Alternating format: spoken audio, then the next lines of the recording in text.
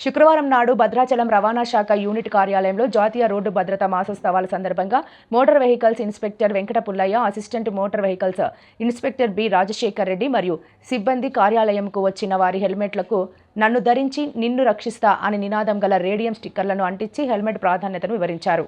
ఈ సందర్భంగా వెంకట పుల్లయ్య మాట్లాడుతూ, ప్రతి ద్విచక్ర వాహన చోదకుడు నాణ్యమైన హెల్మెట్లను తలకు సరిగ్గా ధరించి మెడ వద్ద బెల్ట్ క్లిప్లను సరైన విధంగా పెట్టుకుని ప్రయాణం చేయాలని సూచించారు. హెల్మెట్ను సక్రమంగా ధరిస్తే రోడ్డు ప్రమాదం జరిగిన సందర్భాల్లో కూడా తలకు తీవ్రమైన గాయాలు తగలకుండా ప్రాణాలు కాపాడుకోవచ్చని వివరించారు.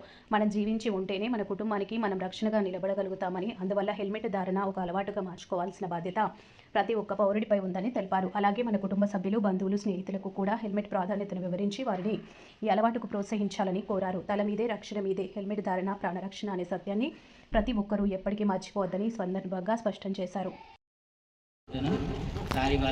హెల్మెట్ గురించి చెప్పారు. టూ వీలర్ వెళ్ళేటప్పుడు హెల్మెట్ కంపల్సరీ పెట్టుకొని వెళ్ళమన్నారు. బెల్ట్తో సరిగ్గా బెల్ట్ కూడా పెట్టుకొని వెళ్ళమన్నారు. కార్స్ అయితే సీట్ బెల్ట్ పెట్టుకొని జాగ్రత్తగా వెళ్ళమన్నారు.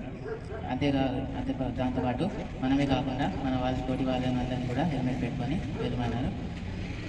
ఇవాళ వచ్చినందుకు ఈ స్పీచ్ విన్న నేను చాలా ఆనందపడ్డాను. Thank you.